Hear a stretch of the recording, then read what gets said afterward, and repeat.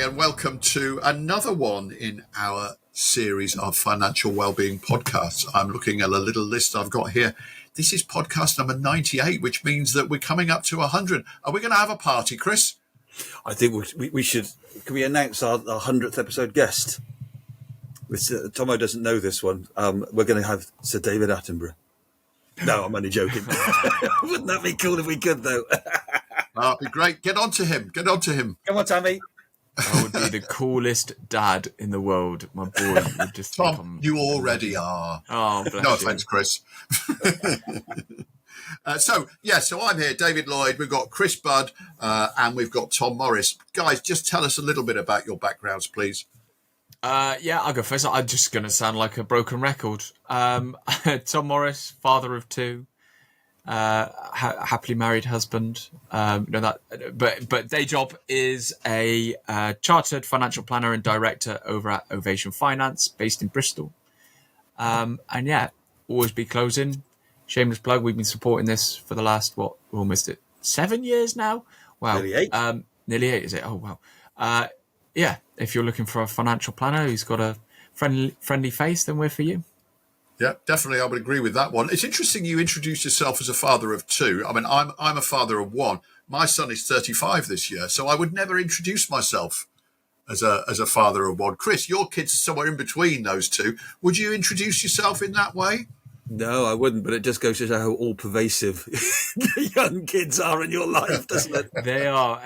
As we're at the time of recording, they're 2 and 6. So, And I think it came to mind because you mentioned my son and Attenborough.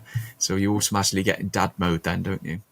Excellent. Yeah. Well, we're all dads, and obviously we all have different experiences of that. But I think we could all agree it's the best thing in the world being a dad, apart from when it's the worst thing in the world. Where are we at with the financial wellbeing book, Chris? Your latest one, is that out now? I hope so. We're recording this a little in advance, but fingers crossed. If it's not out, it certainly should be available for pre-order. Yeah. And what's it called? It's called The 4 Cornerstones of Financial Wellbeing. Excellent. Get out there and buy it if you haven't done it already. Available in all good bookshops and, of course, online. Right. Tell your friends and don't give them a copy that you've read already. Exactly. Worst thing in the world is when your friends give books away. What's on today's podcast, Chris? Today, David, we are listening to a chat between me and Hal Hershfield, who's a professor at UCLA Anderson School of Management in Los Angeles. Wow, he sounds interesting already. What's his subject area? Hal, as well as being an absolutely delightful chap, Hal has done some amazing work in the area of how good we are, or to the point, how bad we are, at connecting with our future selves and what this means for financial decisions that we are making now. Oh, that's very intriguing. I shall look forward to hearing that interview. I may well have some thoughts on that myself. Well, depending on what he says. Odds. Right, before we come on to that, let's go to the first one of our regular features, No Shizzle Sherlock, in which we listen to the words of wisdom from a financial or investment guru and wonder whether this is indeed insightful and meaningful advice or whether it is a load of old rubbish. So, Chris, what have you got for us today? Actually, I'm handing over to Tomo for this one. Yeah. Does this mean that I don't actually have to come up with any of the response and challenge? So hopefully I can give the challenges to you guys. In the main, David, these quotes are focused on investments, but financial well-being is all about money in the widest sense. So I thought I'd take a look at some tips online for how to get rich quick. Alarm bell klaxon ringing all over the place there. Quite. There is an awful lot of sensible advice out there, but there is also a fair amount of rubbish talked about as well.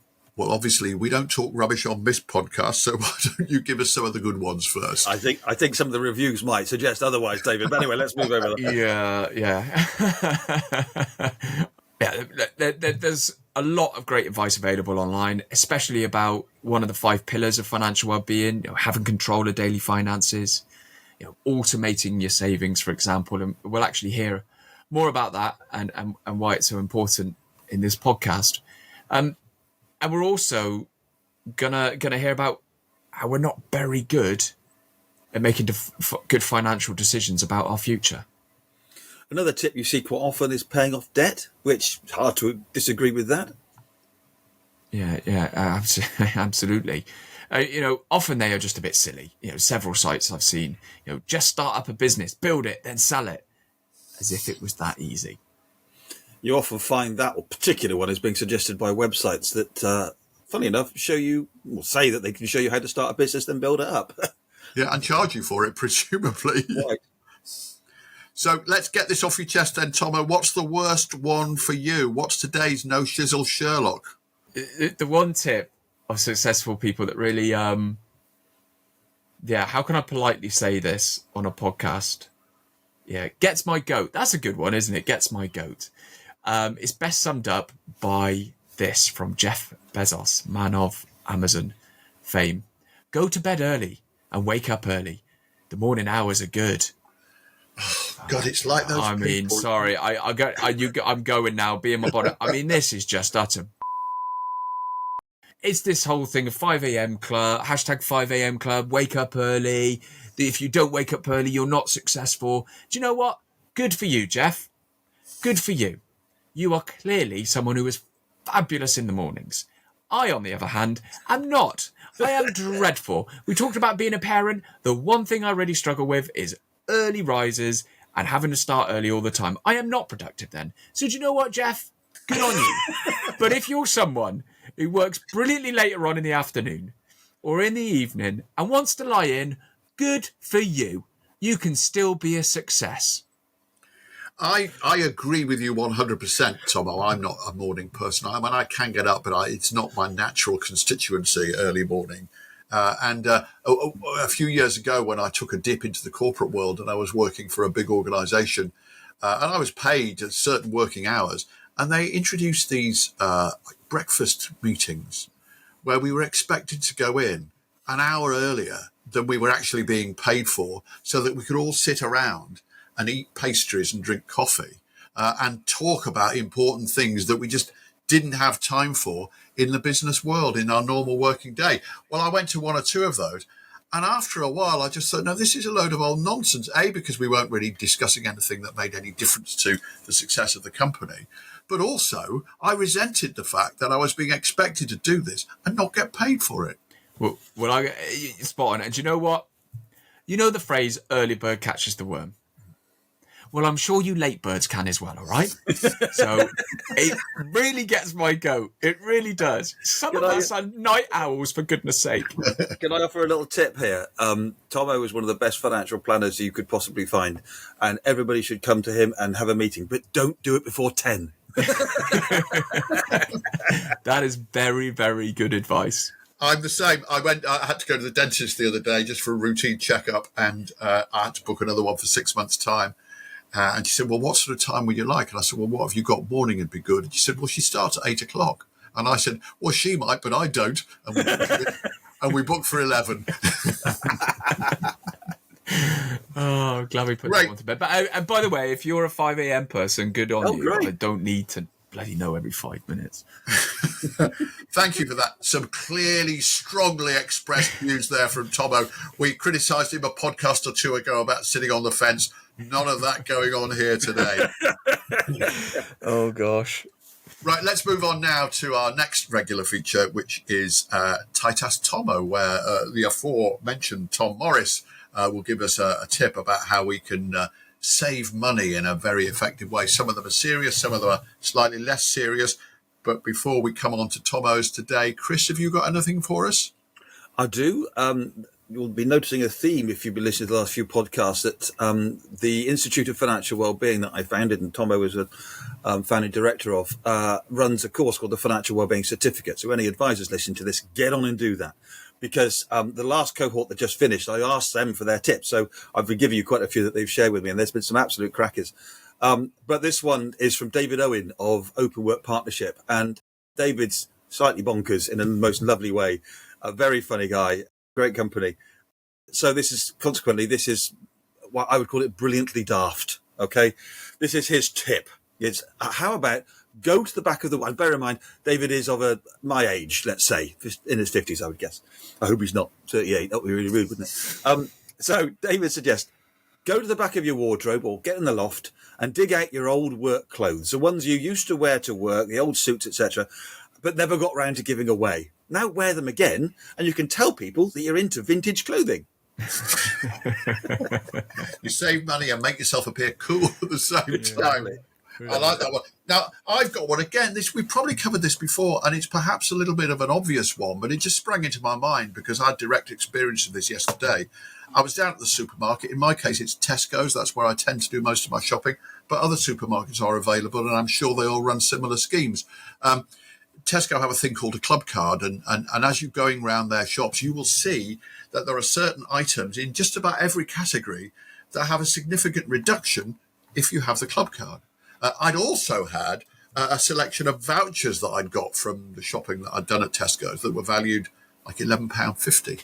And so the combination of having those vouchers that I could cash in and also particularly picking out wherever it was possible items that had a club card reduction, I got a £32 reduction on my bill at the till just by being a little bit selective. I still bought quality items. I wasn't buying anything that I didn't want to buy. I was just a little bit more careful about what I bought, and I came away feeling very satisfied about the money that I'd saved there. That's a great tip, David. How to save money on your weekly wine shop.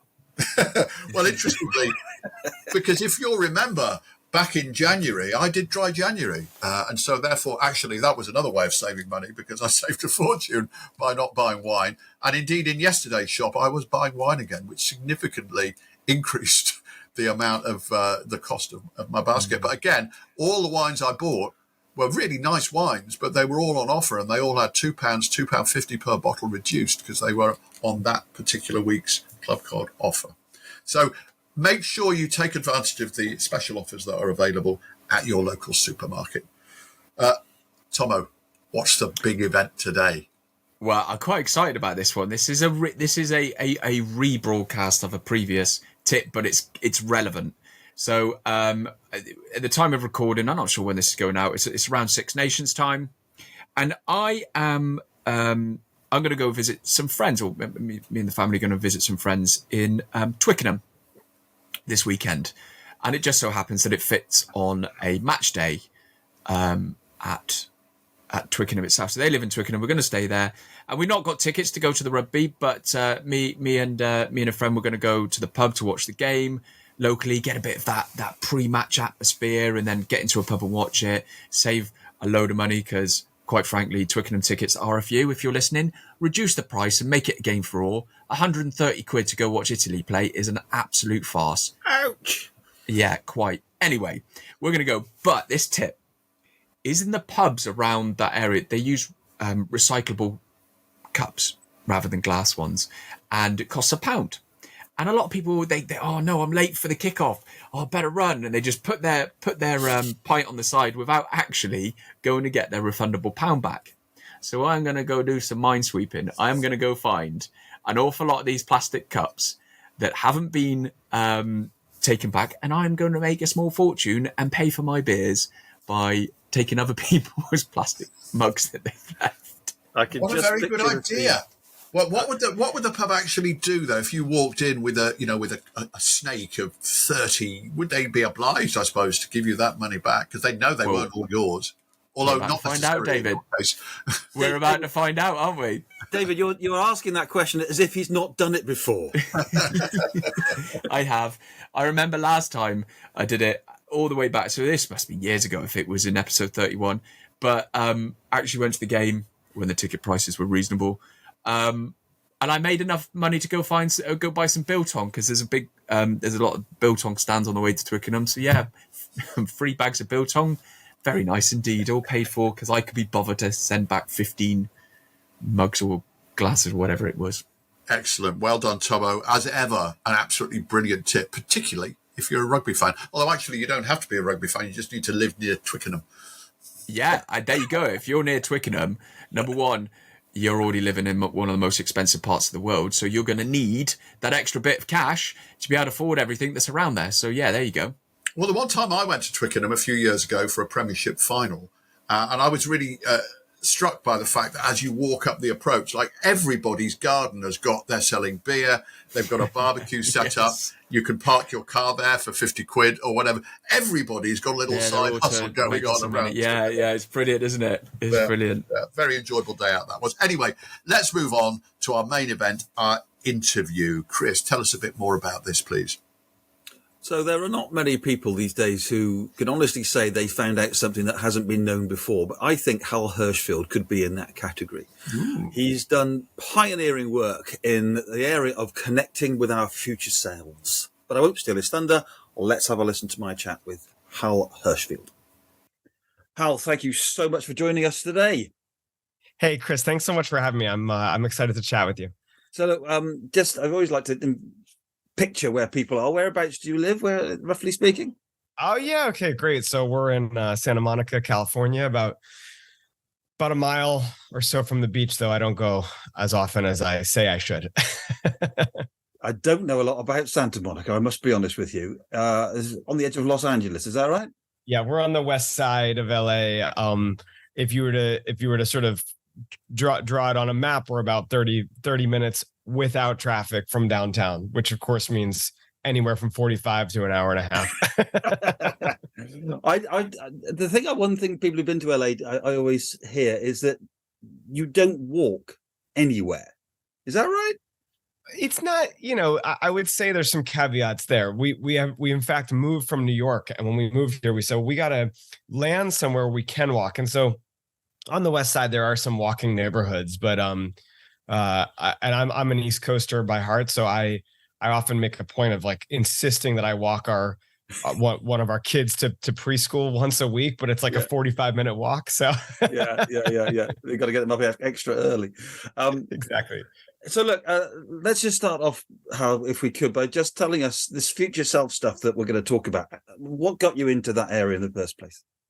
Yeah, no, I appreciate the question. I mean, there's a couple things. For one, when I was in grad school, this was, I'm sort of embarrassed to admit how long ago this was, but, probably almost 20 years ago, I started to work with my mentor, Dr. Laura Karstensen, because she was an expert on how people think about time. And for some reason, I always gravitated to this. I always thought it was such an interesting topic. Time is sort of the medium that we live in. It's this thing that we always think about. And she did all this work looking at what happens when people face endings in their lives. I found this to be a really interesting topic. Started working with her, and we had to sit down to say, like, well, what should we, what do you want to do your thesis on, and these big questions? And she turned to me and she said, not enough psychologists have really spoken to the needs of people when it comes to retirement. And I said, what? That sounds boring. Yeah, pretty boring. I said, I'm only 23. Why should I think of this, or 24, whatever I was. She said, that's exactly the point. And, to be fair, that's kind of what really sparked my interest in this whole topic, because I started doing some digging in. I started reading more of the old literature, the philosophy literature, the old economics literature. And so much of that work sort of spoke philosophically to the connections that we have or don't have to our future selves.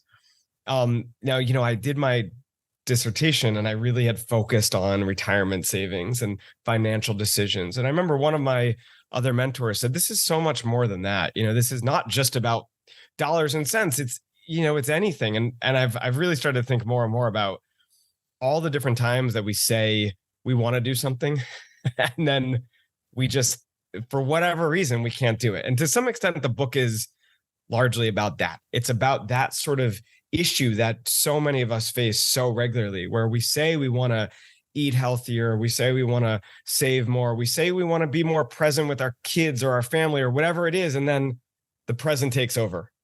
And we have a hard time sort of stepping out of it and seeing how each of our little actions adds up to the big picture. So I'd say that's where it really starts for me. Yeah. Okay. So let's the second, let's just get into that.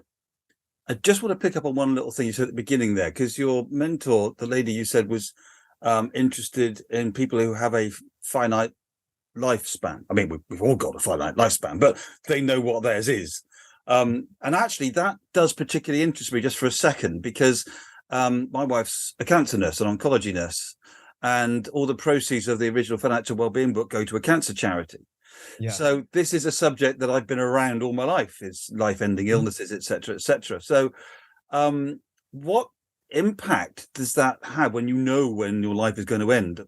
What impact does that have on your decisions? It is such a fascinating question. And to some extent, this was almost the original question that got me into this space.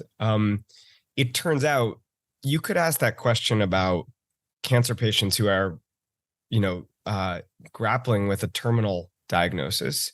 You could also ask the same question about older adults. And, on a slightly more positive end, but much of the similar psychology, you could ask this question about people who are about to move or graduate from college or high school, whatever it may be. One of the things that we know from the literature is that when people face endings in their lives, they often winnow down their social circles. So they tend to then spend their time with the people who matter, doing the things that are meaningful to them. There was this thinking for the longest time that older people must be lonely because their social circles are so small. And then this is actually work by my mentor, Laura Karstensen.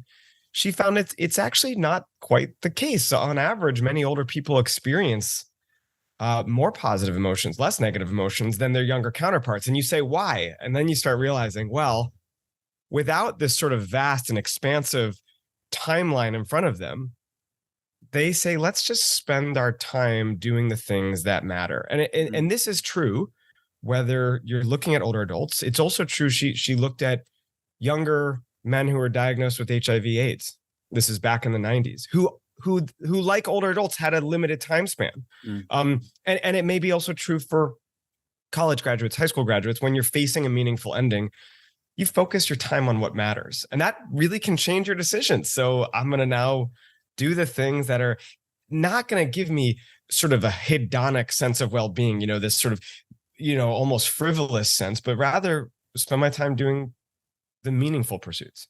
So does that mean we should do that more often? Or is it, is that, could we learn from that? Could we be happier if we spend more time on that, simplifying our lives? Or actually, is it just a different approach is needed for different parts of life? It's probably somewhere between those two things, right? Because that sounds like a cop out, Hal.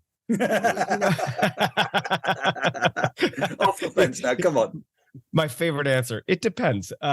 Look, it actually, there's a reason why when we're younger and we have an expansive time frame, there's a reason why it makes sense to sometimes spend our time with people who may not be as quote unquote meaningful to us, or even doing pursuits that are not so meaningful. We could spend some of our expansive time doing things that may be difficult right now, or we may spend time with people that aren't our favorite friends, but maybe there's some usefulness. It's and I don't mean to exploring, isn't it, in a way?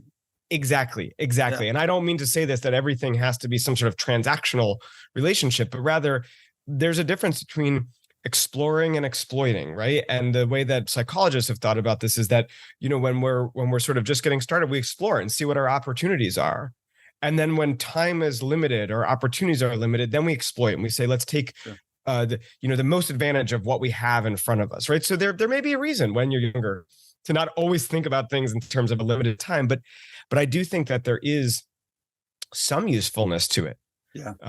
You start thinking, go ahead. Sorry, there's, as you'll see behind me, I'm into my music. I've got several thousand. In fact, I've got a hard drive with all my music on. And if you played the first track, and then you kept playing you played every single bit of music that I've got without pause for 24 hours a day, it would take 136 years to play it all. So I like my music, but there's just Chris, you must have a long life expectancy. I'm an optimist, let's put it that way. But there's a great line from an Irish comedian called Dara O'Brien, and I remember him saying, I've decided I've got enough music now. I don't need to hear any more new music. I've got enough. And that kind I of love plays that. into this, doesn't it? You know, experiment for a while. That person that you don't really get on with actually could turn out to be your best friend. You just don't know that yet. And then there comes a point in time where do you know what? I don't need to do that anymore. I'll just focus on the things that matter because things are coming to an end. I get that. I like that. That's right. That's right. That's exactly right. I love it. So let's go on to the future self stuff then. Can you explain why we find it so difficult to connect with our future selves? Sure, there's so many reasons, right? It's not sort of a one single thing, but one of the reasons I would say is that we live in the present. And everything that's happening right now not only is important, but it certainly feels more important and more weighty than the stuff that's going to happen down the line. And so it can be really difficult to not only live today, but to also consider all the needs of who will be tomorrow. And of course, not just us, but who our offspring will be and their offspring and so on and so on. These are really difficult and complex concepts to grapple with. You know, if you consider where we've been as a species in terms of life expectancy, to some extent, and I'm oversimplifying this, but to some extent, there wasn't really a need to think very far into the future for so much of our history. You know, when the average life expectancy was 27, well, there was no concept of retirement to begin with, right? And these ideas of trying to save for the future, plan for the future, and not just our own futures, but future generations. These are, you know, from the standpoint of evolution, these are extraordinarily new concepts, and we don't have a lot of practice with it. I have a question there, Hal, because even take out life expectancy, even when we started living longer and work difference, the government and employers looked after us with employer pension schemes and what have you. So we still didn't need to. So actually, certainly in the UK, it's only in like the last 30 to 40 years out of entire evolutionary history. But there's a question there. Can't we just adapt? Why does that mean that we're not very good at doing it just because it's new? So, Chris, I love that you brought that up, because I was going to mention that one of the other determinants here, one of the other reasons it's so difficult, is that for so long, even if we were living longer, we didn't have two things. One is that we didn't have control over our own finances in many countries, right? This is not true sort of universally, but same thing between the US and the UK. Now we have our own defined contribution plans rather than defined benefit plans. We also, at the same time, see a rise in the availability of credit.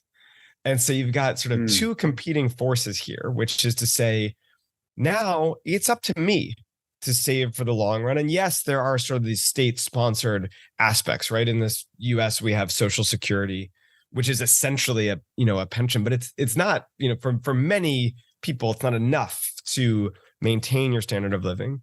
So you say, well, why don't we just adapt? Why don't we just take care of it? And I don't want to make it sound like people are somehow irrational or just so impulse driven. But when the money comes to us right now, and I've got to make a conscious choice to spend some and save some, it can be really easy to justify spending a little bit more and a little bit more here and a little bit more there. I study this stuff and I still have these, these feelings and these pulls and temptations. When you've got a pension, whether it's firm operated or government operated, well, the money never touches your wallet. It never goes into your bank account to begin with. I don't have to make that active choice. It just gets taken out of my paycheck, if you will, right? And put aside for the future. And so this is a demanding consideration to ask many people to think through. Yeah. I also, the neuroscience bit of this also is really interesting, isn't it? Because that's the bit that when I read it, suddenly I got it, the different parts of the brain, but don't let me explain it. You're the expert. Right. So this is another big part of it, right? So, when you think about your future self, well, I'll take a step back. When you think about another person, your brain, it does a pretty good job of saying, well, this is me, and that's not me. Now, of course, this is complicated. If I start thinking about my kids or my best friend, then you start to see a little bit more overlap in parts of the brain that are activated when considering me versus another person. Well, several years ago, my collaborators and I said, well, if the future self in some ways, from sort of a metaphor standpoint, seems like another person, what happens when we get people to think about their future selves while we're looking at their brain activity? And sure enough, and again, here's a case where I'm just going to sort of simplify things. Sure enough, the neural activity that pops up when we think about our future selves looks a lot more like the brain activity that pops up when we think about another person. And so, you think, well, what does that mean? It means on some level, our future selves are seen as if they are other people. Well, so what? Well, then you start to sort of really dig down to that idea and that metaphor. And you can all of a sudden start understanding why we have such a hard time. Namely, in many cases, we act in sort of self-interested ways. I don't mean we're always selfish, but rather if a stranger were to approach me right now and say, can you help me move my apartment into my new house? I would say, well, no, I've got a bunch of other things to do today. I've got my own considerations. I've got my own kids and my own parents and all this stuff. Well, if my future self is like that, if he's some stranger to me, all of a sudden it starts making sense why I might spend today rather than save for tomorrow, why I might eat the steak and chocolate cake tonight rather than the quinoa salad, and of course this is a little bit, almost too black and white, because we're not always self-interested, right? I mean, if you were to be in a pinch and say, Hal, I actually really need some help with this thing, well, I probably would maybe put things aside, especially if you were very close to me, or related to me. And so you start thinking about that. If my future self was less of a stranger and more of almost this like close other, the type of person that I'm, wanting to spend my time with, which is strange to think about for my future self, then maybe I'll do things today that'll make his life a little bit better. So let's just pause there a second. Let's recap that. So when you say to somebody, put some money into savings or some pensions for your future self, you're basically saying, give money to somebody else. Yeah, I think that is a really good way to think about it. That's from a meta store. Yeah. Now, the one difference, of course, is that this is someone else that with, any luck, we will turn into. Right. And you never see that with any other self versus other decision. Any other time you ask me to give money to a stranger, I will never become that stranger. But I will eventually, assuming, I hit my life expectancy targets, I will eventually become my future self. So it is another person, but it's another person I will morph into. Yeah. Yeah. There's have you read the book Humankind by Rutger Bregman? No, I haven't, but it sounds absolutely really recommend it to you. It was a book I badly needed during lockdown, and it's a Dutch historian, but it's a fantastic book. But one of the things that the principle of the whole book really is that media and movies portray that in a crisis we'll all do horrible things to each other because we're selfish. Mm-hmm. And his book gives a whole load of examples and disavows things like the prisoner experiment and all this kind of and change that one. Says actually we're really good at heart. Our innate nature is to help each other. So that plays into this. So that makes me happy. I feel that there's hope here. Yes. No, I think you're right. And there's some fascinating research by a professor named Dave Rand showing that in many cases, people's intuitive response is actually to be helpers. Yeah. And that you really deliberate, then you may see some sort of quote unquote selfish behavior. But I think you're absolutely right. And of course, anecdotally, we saw plenty of cases like this, plenty of cases where people were altruistic and helpful, during the early days of COVID.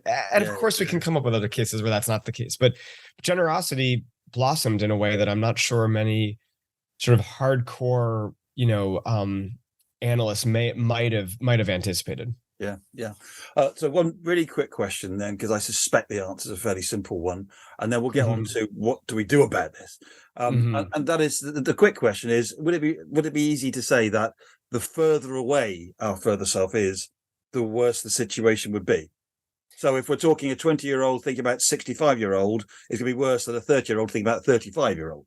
Is that reasonable? Yeah, it's totally reasonable. Generally speaking, I think that is the case. With more, with more time or more temporal distance, the connections between those selves starts fraying more and more, can become harder and harder to picture. And, I think right now, this period of time is really sheds a light on part of the reason why, which is that the future is shrouded in uncertainty.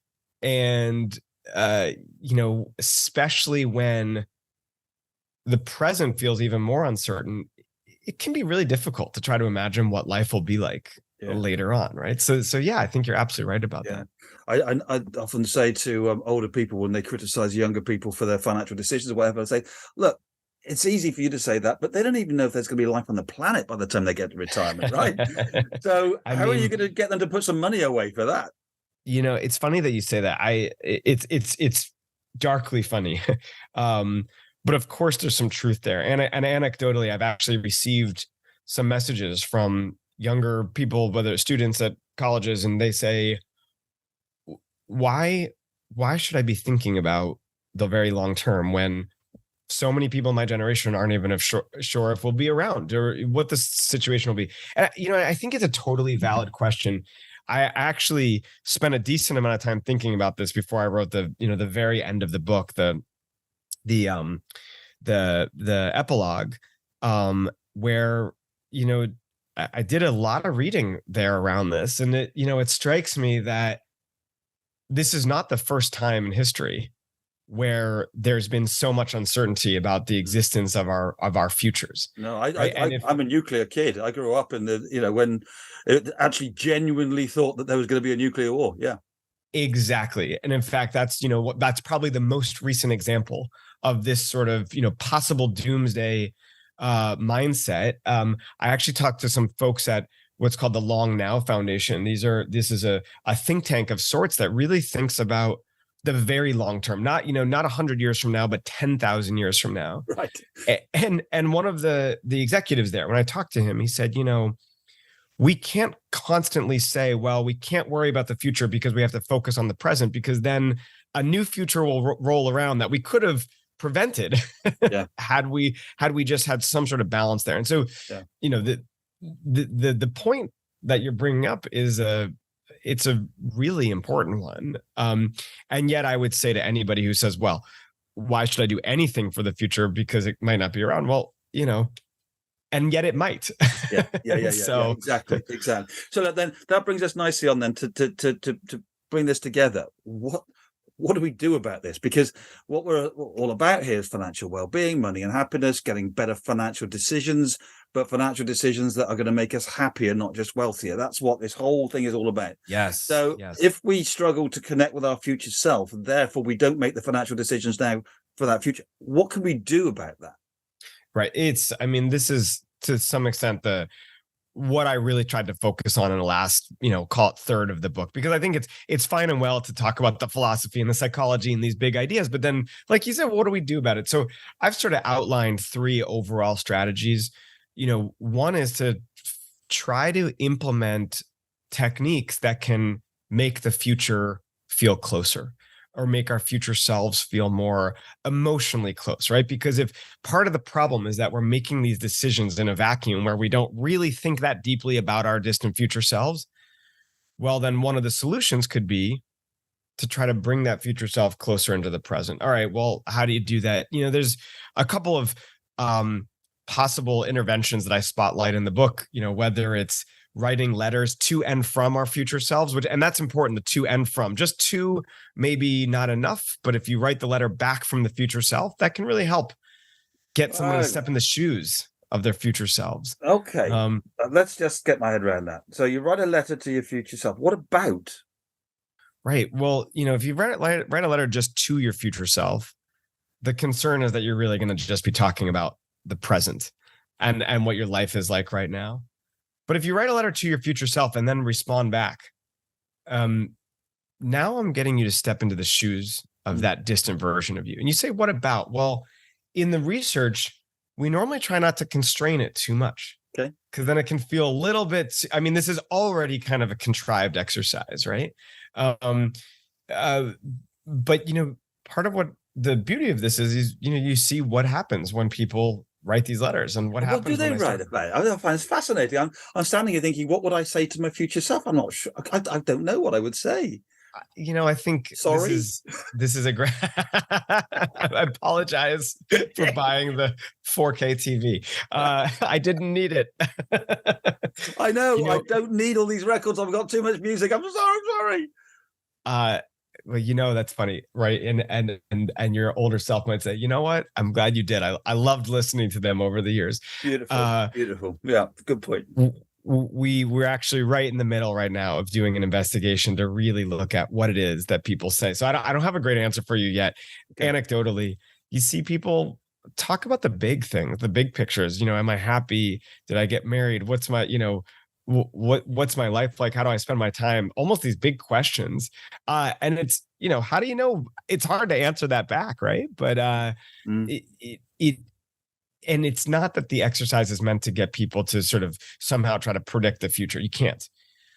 But what this sort of exercise and other ones like it, for instance, viewing an age progressed image in the midst of some sort of decision about our futures, part of what these sorts of exercises do is paint a more vivid picture around who we'll be. We know from prior work that vivid examples are emotional, and emotional examples drive people to take action. So this is, yeah, go ahead. It's that point about the stranger, isn't it? You're trying to make your future self be less of a stranger. Exactly. I think you said it really well. So that's one, bucket of strategies, but there's others that we can do, especially in the financial space. With the other sort of one of the other categories that I'm fond of looking at is, acknowledging that it's really difficult to make trade-offs between the present and the future, because it's the present self who always has to suffer. He's the guy that always has to, save and not spend. And it's the future self who reaps the benefits of that. So if we can figure out ways to frame our present sacrifices so that they are somehow less painful and less of a sacrifice, well, then maybe we can start making these decisions that sort of bridge that gap. So, by way of an example, some of my research with my collaborators, Shlomo Benartzi and Steve Shu, this is a recent paper where we asked people if they wanted to set aside some money every month for, a savings account, an automatic savings account. We asked one group if they've saved $150 a month. We asked another group if they'd save $35 a week. And we asked a final group if they'd save $5 a day. Now, it's all the same amount of money. $5 a day, however, makes the present quote unquote sacrifice feel a lot easier to make, because most people can think of something that they'd be willing to give up that's $5 a day. It's considerably harder, on the other hand, to think of something that's $150 a month that I'd give up. And we were surprised. We found that about 28% of people signed up when it was $5 a day, compared to 7% when it was $150 a month. And these were users of a fintech app. In some ways, those numbers are inflated because these are folks who willingly signed up for a savings app to begin with. Yeah. But I think the point remains, which is that that's a almost simple psychological intervention that changes the nature of the present sacrifice to make it feel easier. There's also something in the automation there as well, isn't there? Well, absolutely. Which avoids that present bias type thing. And that it's funny that you say that, because I was going to mention that the sort of third big category that I like to look at is, I've called it, stay on the path or stay on the course, whatever it may be. It's essentially implementing, what we call commitment devices, and we've known about these for a while, but I think viewed through the lens of present and future selves, they start to make even more sense. Because the idea is that we almost need to recognize that despite our best efforts, the present versions of us may mess things up. And so, if I'm tonight, right now I've told you that I'm not going to have dessert tonight. And then tonight rolls around, and then I'm my present self standing in front of the pantry, and I see that there's some cookies there. It's really hard to say no to those, especially after a long day and all the things that have happened on Monday or whatever day it may be. Well, if we can recognize that our present selves may be the ones who screw things up for our future selves, well, then we can start to say, well, what sort of things could we do? And this is different than making our future selves closer. It's different than making present sacrifices feel easier. The idea here is to essentially figure out the guardrails that we can put on our behavior so we don't mess things up. No, Hal, that's been absolutely fantastic. I've taken more of your time than I thought we were going to, so I really, really appreciate it. I will be pre-ordering your book, absolutely no question about it, and I really appreciate you joining us. Thank you. Hey, Chris, thank you so much. It was great to chat with you. Well, fascinating stuff, Chris. And the thing that sprang to my mind listening to that is that, as we've discussed previously on this podcast, I've already become my future self. But it is interesting to compare my older and younger selves, because actually we were in some ways the same, but in other ways very different people. And probably a lot of people would say that. When I was young, I never really thought about the future. And I think the conundrum for me is, if I wrote to my younger self now, as Hal suggests, I would indeed tell myself to plan more for the future. But my younger self would probably say, yeah, I will do that, but then actually not do anything about it. So that exercise he talks about, of writing a letter to your future self, I mean, actually, you should be writing a letter to your future self, David, your 80-year-old self. And then, but the key thing is to write that letter back as your 80-year-old self, or Tomo as your 60-year-old self, or whatever it might be, because it forces you to put yourself in the shoes of your future self, and therefore helps you to connect with your future self. And therefore, that there's a line he uses about my future self as a stranger to me, and it's about making a friend with your future self, connecting with your future self, in order that you then make better long-term decisions today. But for me, when I first read something that he'd written, there was a light bulb went off, that we use a different part of the brain to think of ourselves as we do our future selves. And now, oh my God, it just explains so many things. And from that simple start, I think his work is fascinating. I really do. Yeah. I think about my own experience with talking with friends, even myself, but also the work we do with clients. So we've got a fairly broad age group of people that we look after at Ovation, but obviously we work a lot within the retirement planning, over 50s and retirement space. But we've got quite a lot of young professionals and business owners that are kind of in their 30s space. And the big difference I do find is absolutely this connection to the future self. For the older you get, it does become more clear. You do have that more clarity, although saying that 80-year-old person probably needs some work on. So we can actually connect, and the decisions they make feel real. I'm putting money into a pension that I'm going to use in the next 10 years. I can feel that. But when we're looking and working with younger people, automation, and he talked about automation, is I love this expression. Sorry, Tom. I love this expression, commitment devices. Commitment devices. Yeah, absolutely. It is. That is the tool that we drive home. We create a plan, and the future can be a bit fuzzy, but it's that automation that all of a sudden they almost sleepwalk into having done the right things. So that's a lot of what we try and talk with people is creating those good habits and not leaving themselves to make the decisions in the moment. Automation is the key. So, yeah, really interesting interview, Chris. I've thrown up a lot of quite complicated concepts. A couple of other things from that interview, if I may. Now is more important than the future, which is another line. And I think that's such a great lesson to take away from this. That's why and there are so many money distractions. There are so many forces that are persuading us to be more like that, because then we consume now. So availability of credit, he mentioned, for example, which has boomed over the last 40, 50 years, didn't exist 70 years ago. So the world is against us. It's trying to make us more about now, consume now, gamble, advertising and sport, all this kind of stuff. It's all about spending money now. So this is such a key concept to connect with our future selves better, because there are so many forces trying to stop us from doing that. It's really important that we grasp the nettle of this idea and take some of these actions that he suggested. Here.